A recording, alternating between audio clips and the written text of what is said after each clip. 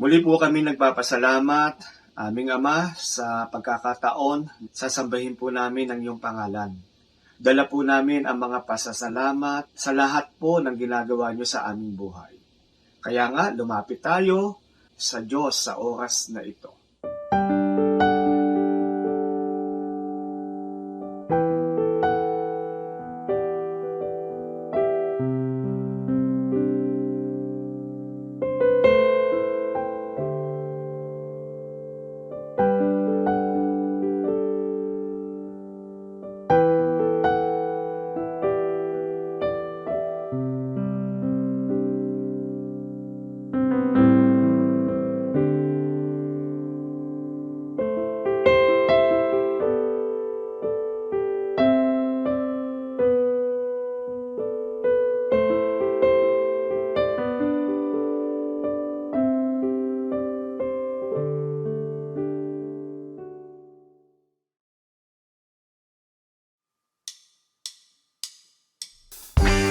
All praises to our Father, the God Most High. Father, we celebrate your love, your goodness, and your mercy. We praise you, Lord.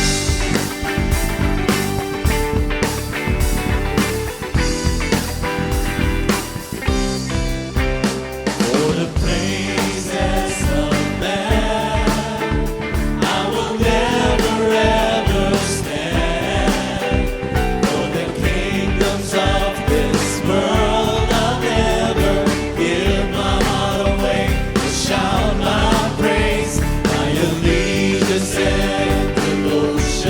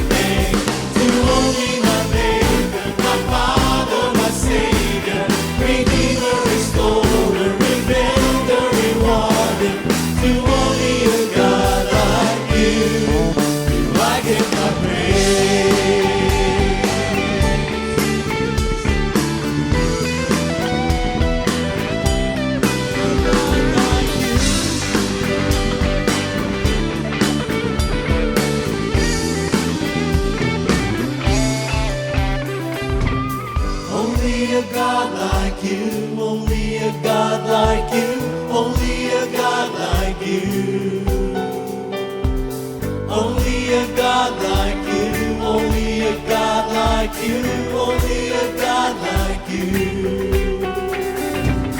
Only a God like you, only a God like you, only a God like you. Only a God like you, only a God like you, only a God like you. You only my Maker, my Father, my Savior, Redeemer, Restorer, Rebuilder, Rewarder. You only my Maker, my Father, my Savior, Redeemer, Restorer, Rebuilder, Rewarder. You only a God like you. I give my praise. I give my praise.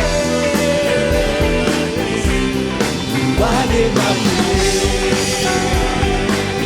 Only a God like you. I give my praise.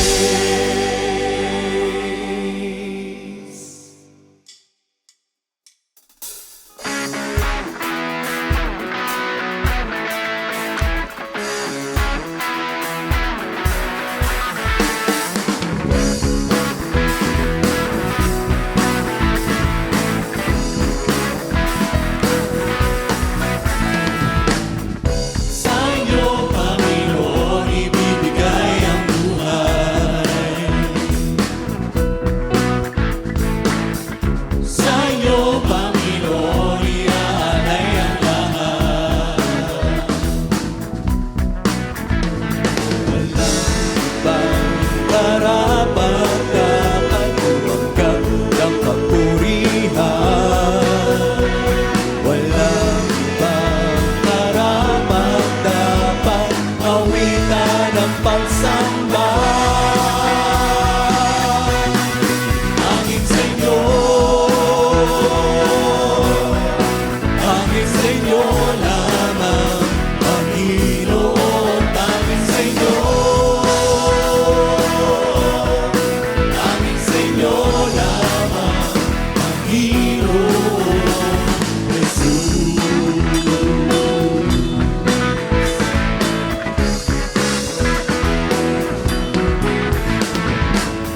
Sa inyo, Panginoon, ibibigay ang buhay.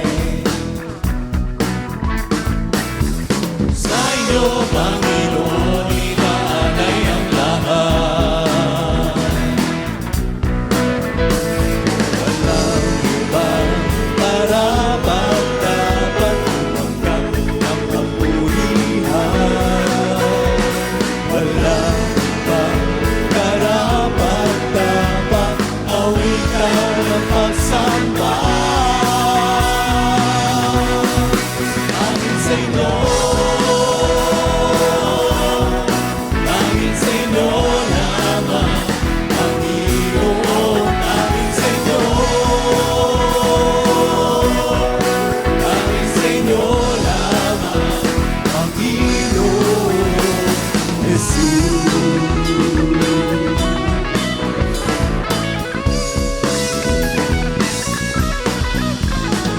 Walang ibang karapat-dapat tumanggap ng kapurihan. Walang ibang karapat-dapat awitan ng pagsamba. Hangin sa inyo, hangin sa inyo lamang, Panginoon. Hangin sa inyo, hangin sa inyo lamang, Panginoon. Hangin sa inyo, hangin sa inyo lamang, Panginoon. Hangin sa inyo, hangin sa inyo lamang, Panginoon Jesus.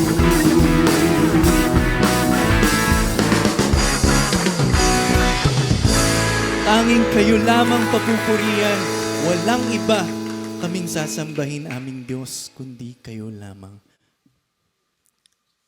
Aming Ama, lumalapit kami sa inyo. Sumasamba at nagpupuri. Father, we celebrate your presence in our lives. And we know that only you, Father, is worth of praising. That to only you we give our faith and our hope. So we open our lives to you, our hearts and minds, to receive your love.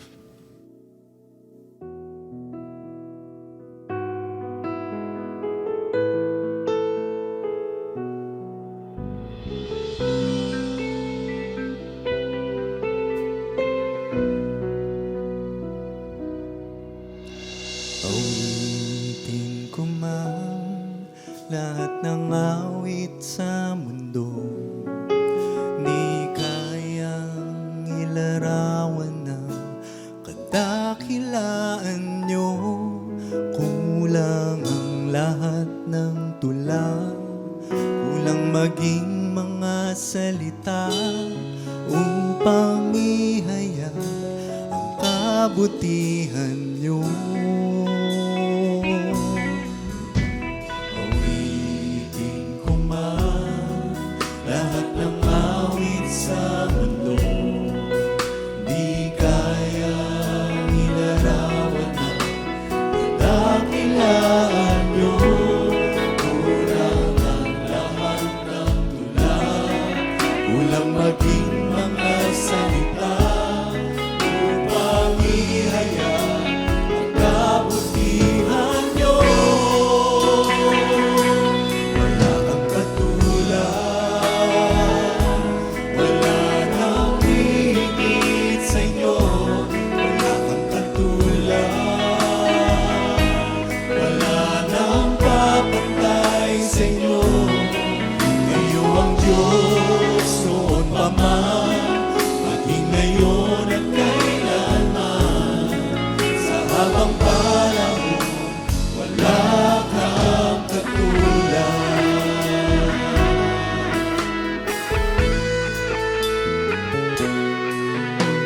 Awitin ko man lahat ng awit sa mundo, di kayang ilarawan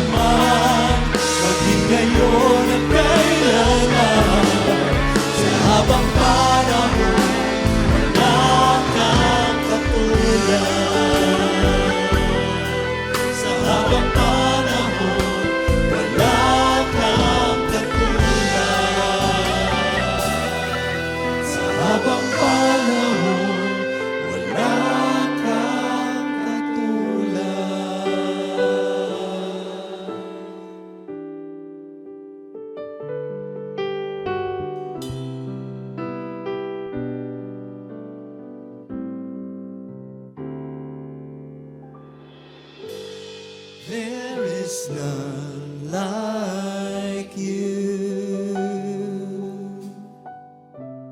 No one else can touch my heart like you do.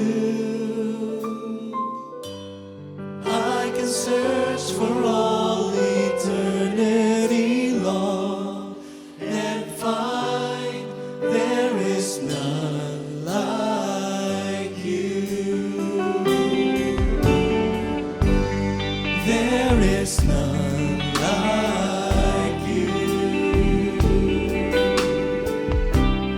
No one else can touch my heart like you do. I can search for all eternity long and find there is none like you. Your mercy flows like a river wide, and healing comes from your hand. Suffering children are safe in your arms. There is none like you. There is none like you. No one else can touch my heart like you do.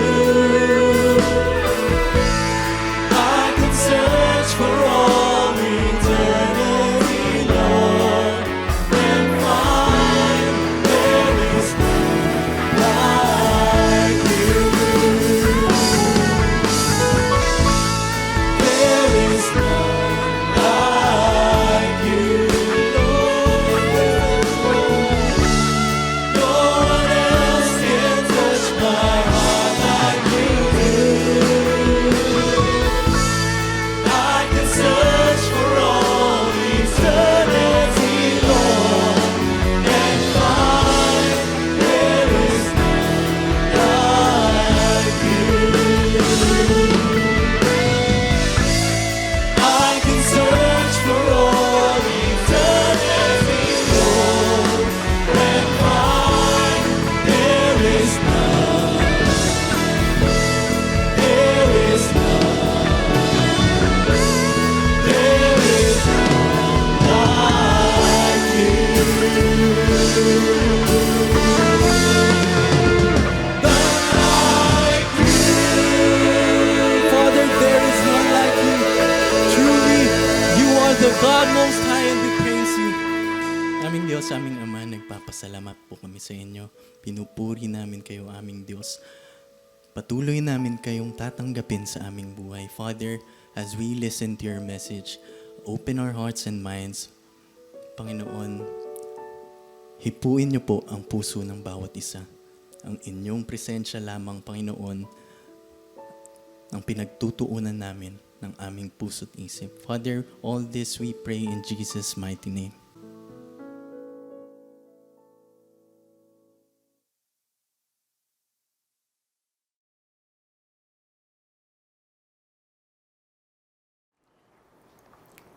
Galatians 6:7. Do not be deceived. God cannot be mocked. A man reaps what he sows. Huwag daw magpadaya. Hindi pwedeng ganun na lamang ang Diyos. Hindi pwede siyang libakin. Hindi siya pwedeng ignoren kung anong itinanim siyang aanihin. Happiness doesn't fall from nowhere. Ito ay inaani, bunga ng pagtatanim ng tamang mga gawa at pag-iisip. Kung masaya kaya ngayon, you did something right, you thought of something rightly sometime in the past. Kung malungkot ka ngayon, you did something not right, you thought of something not right, unless the principle of minalas ka o sinuwerte ka, the principle of time and chance, suddenly happened in your life. Ang mga tao gustong laging maging masaya. Pero anong ginagawa mo para ka maging masaya? Yan ba ilalaglag na lang mula sa langit? O itinatanim ba para umani? ng kasiyahan. You want to harvest happiness? Plant happiness. Because Galatians 6:7 says, God cannot be mocked. A man reaps what he sows. Kung anong tinatanim ng tao, siya niyang inaani. Now, how do you plant happiness? So you will harvest happiness. Love God. Trust in God. Delight in God. At yan ang isang number one step para sumaya sa buhay. Not necessarily delight in corporate religion, trust in corporate religion. That's no guarantee. Because God is not always equal to, and is never equal to, corporate religiosity. Corporate religion can estimate for us the teachings of God. Corporate religion can teach, can share, can inspire, can guide, but it's not equal to God. So huwag tayong mabara doon sa religion lang, sa religiosity lang, dapat makadiretso tayo to God. Psalm 37:4. Take delight in the Lord, and He will give you the desires of your heart. And here, the take delight in the Lord means do things God's way. And God's way is by way of natural law, and God's way is by the Jesus way. Dahil si Jesus ang binigyan ng kapangyarihang ipakilala ang Diyos. Sa pamamagitan niya, nagpakilala ang Diyos. So you want to be happy? You want to receive from God the delights of your heart? Take delight in the Lord. Do things God's way. Do things the Jesus way. Kasi hindi naman lahat ng religiosity na tinatawag nilang God's way, Jesus way. Maraming ang kakontra pa ng Jesus way. So how can you receive the delight of your heart from God? Isaiah 26 verse 3, binibigyan mo ng lubos na kapayapaan ang mga may matatag na paninindigan at sa iyo'y nagtitiwala. So nagtitiwala sa Diyos, sa pamamaraan ng Diyos. And obviously, hindi naman na napakaganda ng naging pagpapakilala ng Israel sa Diyos, kaya si Jesus ay kinailangang manindigan at ipakilala ang Diyos sa tamang paraan. Kaya nga sinabi sa John 1, all the goodness and all the kindness of God was revealed through Him. Psalm 19:8, the precepts of the Lord are right, giving joy to the heart. The commands of the Lord are radiant, giving light to the eyes. Kaya napakahalaga, mga kapatid, na mapaghiwalay natin yung mga precepts and teachings of religion and the teachings and precepts of God. Because there are times when religion teaches the correct precepts and teachings of God, but there are times when that's not happening. When the teachings of religion actually go against the teachings of God as revealed through Jesus. For instance, when religiosity is too legalistic, masyadong Pharisaic, therefore hindi na yun Jesusness. Therefore hindi na yun ang pamamaraan ng Diyos na kanyang inibig na makilala ng mga tao, kaya si Jesus ay pinagpala at ipinakilala sa atin ng Diyos sa pamamagitan ni Jesus.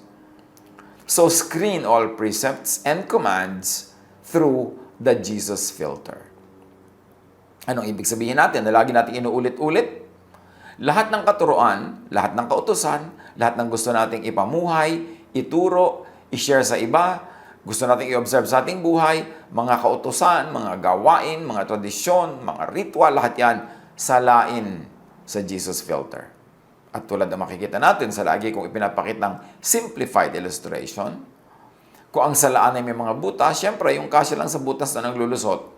At kung yan ay Jesus filter, yun lang kasya sa mga butas ni Jesus ang lulusot. Yun lang nakakonforme sa kanyang standard, sa kanyang mga patakaran. Kaya lahat ng katuruan, padaanin sa Jesus filter. Lagi mo isipin, ito ba ituturo ni Jesus? Ito ba itinuro ni Jesus? Ito ba pinayagan ni Jesus? Ito ba pinigil ni Jesus? Ito ba minodify at pinalitan ni Jesus? Because Jesus came to destroy the law of Moses to set people free. Kung ang lagi mo ipinipilit yung law, di hindi yan papasa sa Jesus filter. Well, of course, may mga parts of the law na papasa. Yung mga loving, yung mga kind, pero may mga parts of the law na hindi loving. Yung mga batuhin mo ang kapwa mo, dalawa kasalanan siya, patayin mo siya. Hindi yan papasa kay Jesus. So, i-filter ang lahat kay Jesus. At yung mga hindi papasa sa teaching ni Jesus, ilagay na lang sa file, isa-isang tabi, kasi dumating na si Jesus to destroy unjesusness, to destroy ungodliness. And what is godliness? As expressed through Jesus. God as explained, God as made visible through Jesus. Proverbs 16:20, whoever gives heed to instruction prospers, and blessed is the one who trusts in the Lord. So trust in the Lord, ha? Not in other personalities, not in other teachings, but in the Lord, our Lord God.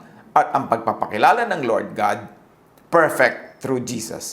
Siyempre, doon sa mga nauna kay Jesus, mga propeta, mga teacher, may pagpapakilala rin ng Diyos. May makurang ka rin makukuha about God. Pero kung yung pagpapakilala nila, perfect na, tama na, ba't pa ipinadala si Jesus? Para itama yung mga hindi tamang pagpapakilala. At ituloy yung mga tama. Kaya dapat nga salain eh. Kasi may makukuha ka rin namang patuloy na pwedeng paniwalaan at ipamuhay kasi pumapasa sa Jesus filter.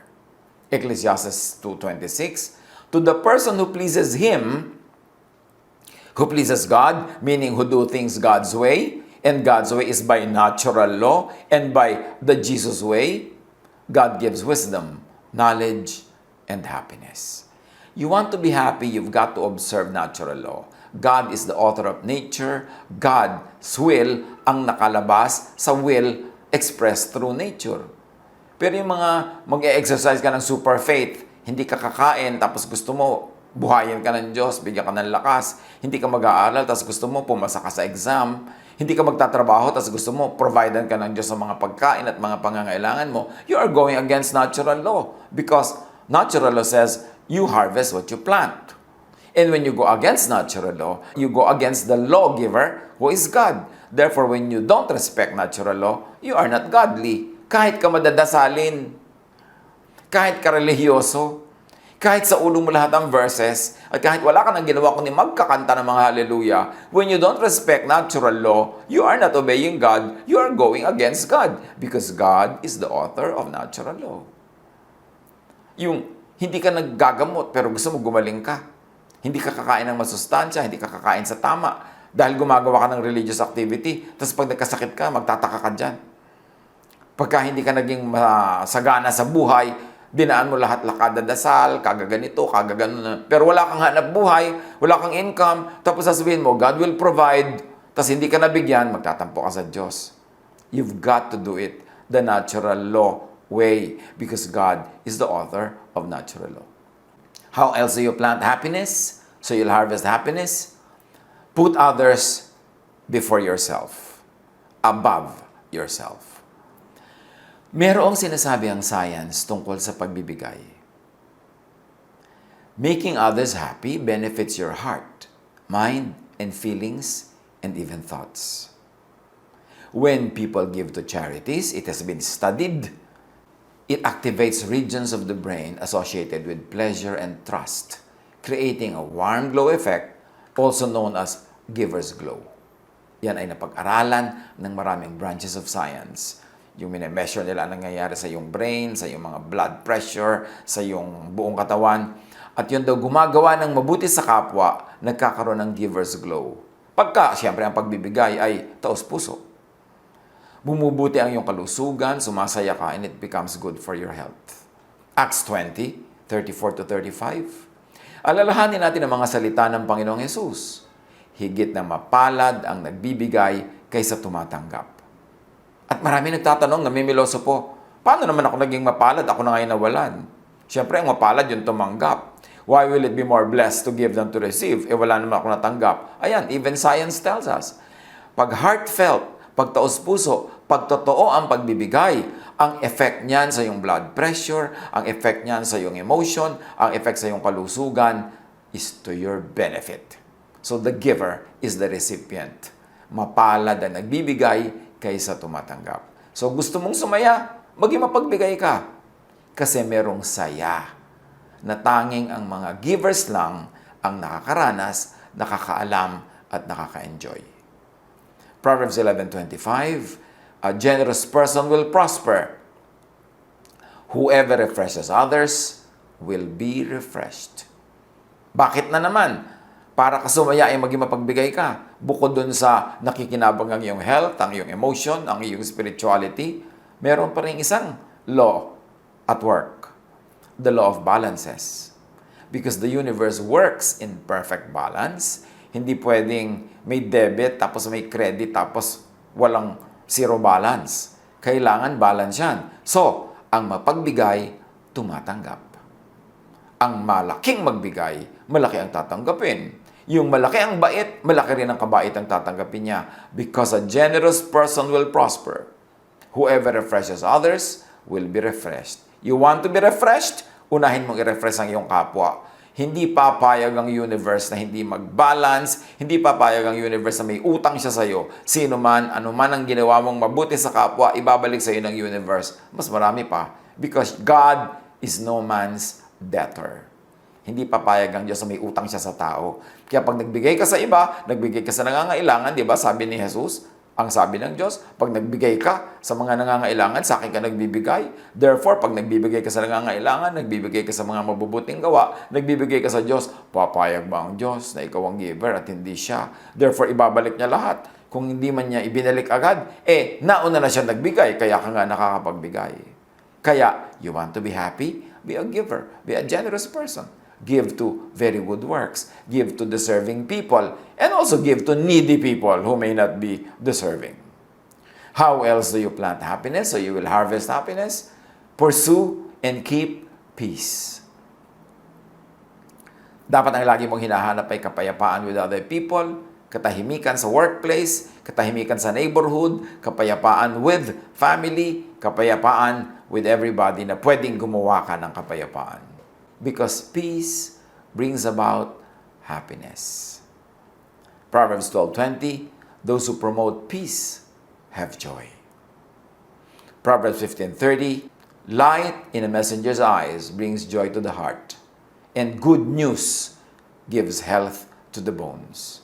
You want to be healthy? You want to be happy? You want to plant happiness? Plant good news in people's hearts. Plant good news in your own heart.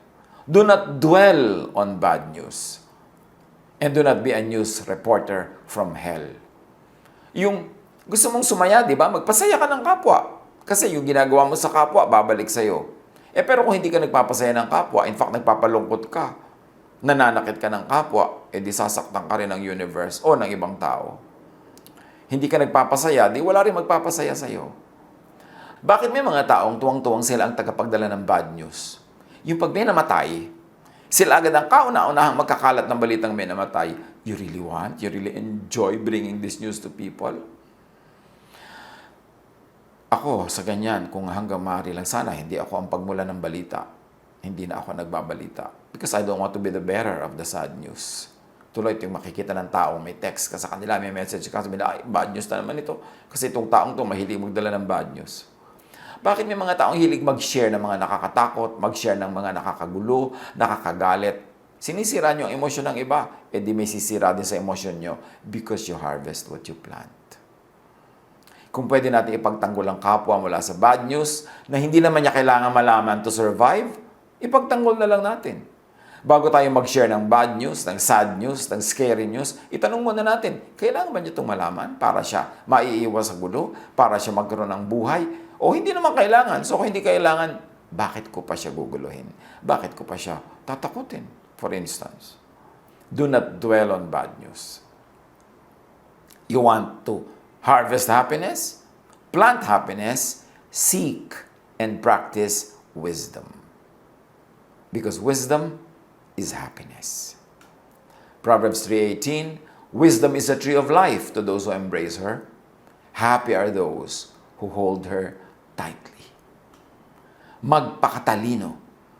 Kasi mas malapit sa matalino ang kaligayahan, ang kasiyahan. Yung tunay na katalinuhan, hindi yung katalinuhan na ginagamit para mangaway, katalinuhan na ginagamit para magmalaki at magyabang. Yung tunay na katalinuhan kasi ang bunga nun sa tao, nalalaman niya mga tama niyang dapat gawin, ng mga tama niyang dapat itanim para siya ay sumaya. 1 Kings 10:8. How happy your people must be. How happy your officials who continually stand before you and hear your wisdom. Pagka ang hari, ang leader, ay matalino, sabi nila, napakaligaya naman at mapalad ng mga nasasakupan mo. Kasi araw-araw naririnig nila yung karunungan na nakakapagpatalino, na nakakapagpasaya ng buhay, nakakapagpagaan ng mga bigatin. So, ang katalinuhan, nagpapasaya. So, gaano naman tayo katalino? Gaano karami ang alam natin? Dinadagdagan pa ba natin yan para mapili natin kung ano talaga ang necessary sa buhay at hindi naman necessary? How do you harvest happiness? Plant happiness. Be grateful. Ang mga taong mapagpasalamat, mas masaya. Ang mga taong tumatano ng utang na loob, mas masaya. Bukod dun sa practical reason, na pag may pagpasalamat sila, baka mabigyan sila uli. Pag sila ay grateful, baka magawan uli sila ng mabuti. Pero meron pang isang dahilan, and the sciences are telling us and explaining why grateful people are happy. There were groups of volunteers who kept weekly journals focused on a single topic. At ito ay isang experiment. Yung isa ang nire-record nila, events. Yung group 2, ang nire-record nila everyday, mga hassles, problema ng buhay. At yung group 3, ang nire-record nila, gratitude. Mga dapat nila ipagpasalamat, mga ikinatutuwa nila, ganon. This group on gratitude reported feeling more optimistic and satisfied. Fewer physical symptoms of discomfort were experienced by them, from runny noses to headaches. Mga ganyang eksperimento marami sa social sciences, maging sa mga health sciences. Sabi ng Psalm 103:2-5, Praise the Lord, my soul, and forget not all His benefits, who forgives all your sins and heals all your diseases, who redeems your life from the pit and crowns you with love and compassion, who satisfies your desires with good things, so that your youth is renewed like the eagles. Ang mapagpasalamat, ang mapagpuri sa Diyos, mapagpasalamat at mapagpuri sa kapwa, mapagpasalamat para sa mga nangyayari at pati sa mga hindi nangyayari, may himalang nagaganap sa kanilang buhay na naiintindihan ng science. Kaya nga science is God's last prophet, because science explains what used to be unexplainable. Naintindihan na nila yung mechanics that happen in the physical world. At pagka ang tao ay mapagpasalamat, masayahin, tumatanaw ng utang na loob, maraming nangyayari sa kanyang isip, sa kanyang katawan, maging sa kanyang blood chemistry na nagpapasaya sa kanya. Aside from the practical benefit of being thankful na natutuwa sa iyo yung mga tao, lalo kang tutulungan, lalo kang bibigyan. Kung hindi ka marunong magpasalamat, hindi ka marunong tumanaw, hindi ka marunong magsukli, kakadalaan ka. So, kumukonti ang magiging source of happiness mo. Galatians 6:7, you cannot fool God, so don't make a fool of yourself. You will harvest what you plant. If you plant goodness, you harvest goodness. If they plant gratitude, they will harvest its fruit. Another way to plant happiness, get and keep connected with the right people. Invest in good relationships. Because good relations keep us happier and healthier, at marami na rin mga social experiments, medical experiments, psychological, psychiatric experiments that confirm that. Proverbs 27:9, perfume and incense bring joy to the heart, and pleasantness of a friend springs from their heartfelt advice. So pagka meron kang marami mga kaibigan, kahit hindi marami, pero quality, yung kanilang mga advice, mga salita nila, nagpapagaan ng buhay, nagpapasarap ng buhay. Proverbs 14:7, stay away from a fool, for you will not find knowledge on their lips. So invest in good relationship with good people, hindi with foolish people, hindi with bad people who will ruin you and ruin your personality. At syempre pa, enjoy life with people you love. Ecclesiastes 9:9. Enjoy life with your wife, or of course its equivalents, whom you love all the days of this life. Sino ang mahal mo? Sikapin mo na siya ang kasama mo, kasalo mo sa buhay. Kaya ipinaglalaban yan. Maghihiwalay ba kami, maglalayo, pero mas maraming kita? O konti lang ang kita, pero magkasama kami? You've got to do the math. kung alin ang tunay na mahalaga at magiging mahalagang factor sa buhay mo para ka sumaya. How do you plant happiness? Get rid of anger and hatred. Luma na yan, pero i-apply na natin. Please lang, di ba? Alisin na natin yung galit, yung hatred, lalo medyo matanda ka na. Tama na. Hindi ka pa ba nakakakota sa galit? Lagi ka pa rin magagalitin, matatampuhin, marami kang sama ng loob, marami kang hinanakit. Tama na yan. Kasi, pag nag-iisip ka ng masama laban sa kapwa, may nararamdaman kang masama laban sa kapwa. Kaya may gawin kang masama sa kanya, meron pa rin masamang effect sa'yo. Psalm 37:8, refrain from anger and turn from wrath. Do not fret. It leads only to evil. Huwag daw magalit, huwag mapuot, at huwag magmaktol-maktol dyan. Ang kakawian lang yan, masama. Ephesians 4:31-32. Alisin na ninyo ang lahat ng sama ng loob, puot at galit. Huwag na kayong mambubulyaw, manlalait at mananakit ng damdamin ng kapwa. Sa halip, maging mabait kayo at maawain. Mapagpatawad kayo sa isa't isa tulad ng pagpapatawad sa inyo ng Diyos dahil kay Kristo. Marami pa pang pwedeng gawin para sumaya. Marami pang butil at buto ng kasiyahan na pwedeng itanim para umani ng kasiyahan at kasayahan. But for now, yan munang 7 yan. Magawa lang natin siguro kahit kalahati yan. Ang laki-laki na ng tataas sa ating happiness quotient. Paano pa kung ginawa natin lahat at dinagdagan pa natin? Tandaan mo, malungkot ka because somewhere along the way, nag-isip ka, may ginawa ka na ang ending yung lungkot mo ngayon. Masaya ka dahil somewhere along the way, may inisip ka, may ginawa ka, may itinanim ka na ang bunga ay yung kaligayahan mo ngayon.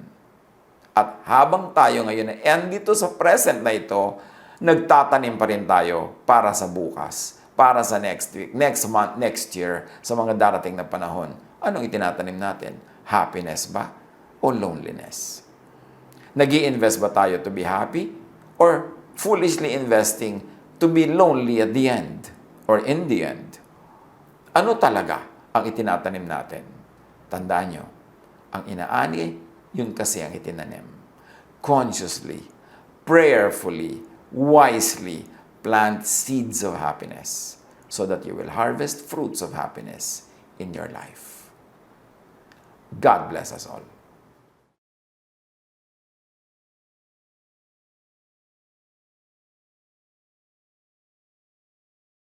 Aming kataas-taasan at makapangyarihang Diyos, salamat po dahil nais nyo kaming maging masaya at ma-enjoy ang buhay. Patawad po kung sa aming mga nakaraan ay nakapagtanim kami ng mga hindi ka nais-nais, kung kaya't hindi kami masaya ngayon. Help us to make it right. If we do things by the way of natural law, in your way, by Jesus' way, we will surely harvest happiness. Sa ilang sandali ng katahimikan, patuloy po nating papurihan at pasalamatan ang Panginoon.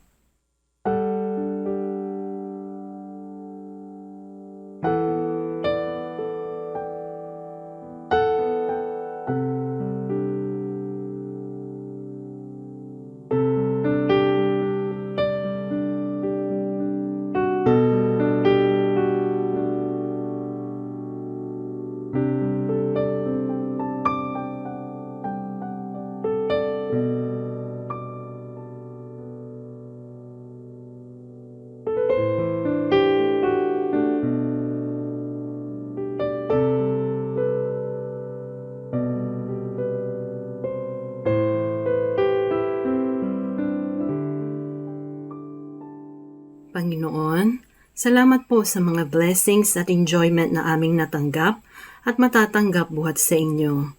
Salamat sa kapayapaan at pagkakataong maging masaya. Salamat sa pagtustos sa aming mga pangangailangan. Narito po ang aming mga handog, ibinabalik at iniaalay po namin sa inyo sa pangalan ng Panginoong Jesus.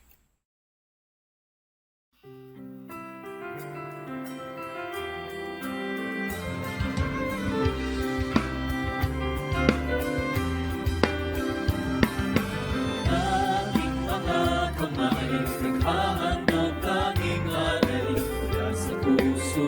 higit pasasalamat na hatid upang salita niyo ay palaganapin at palawak ng makalangit na gawain.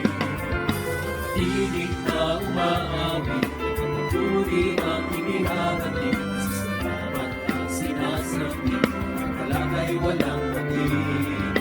Upang sayang ibinabalik, pagkabiyayang galing sa langit, tunay at mayaman, inyong pag-ibig.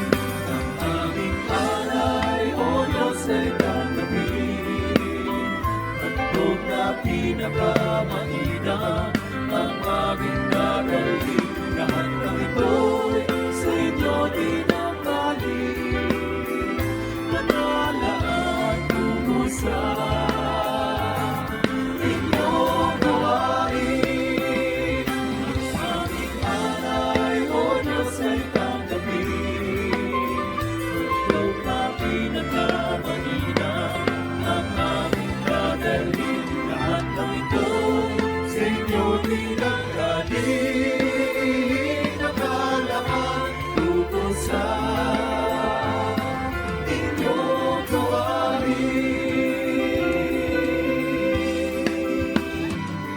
Lumalapi sa Diyos na ay likha sa ating mundo. Alagon tulungan siya nawa.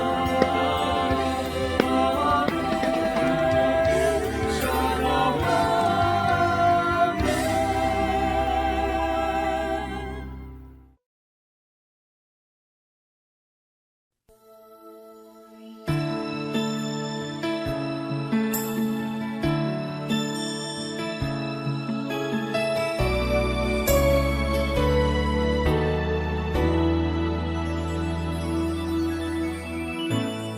Kung ako'y maniniwala, wala akong hindi makakayang gawin. Kung ako'y maniniwala, pangarap ko'y makakayanang abutin. Dalangin ko sa bawat araw,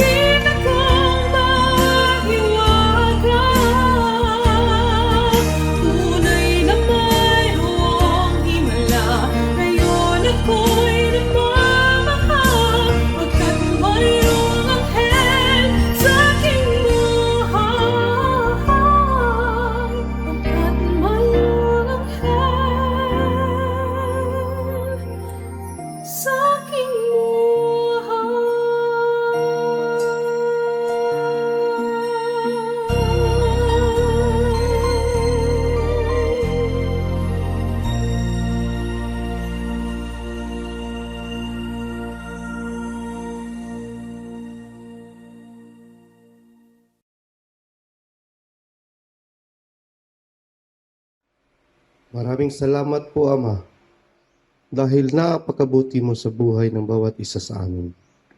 Brothers and sisters, in some moment of silence, let us come to God through personal and private prayer.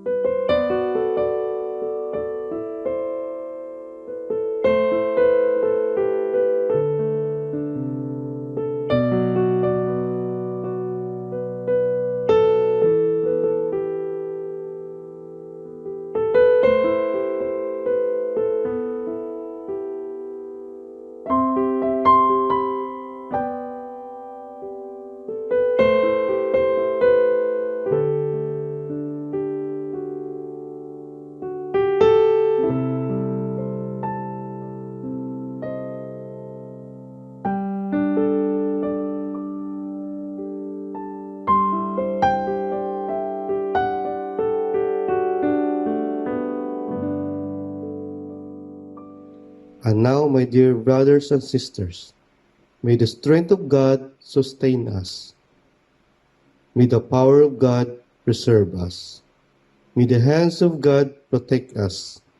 May the way of God direct us. And may the love of God go with us this day and forever.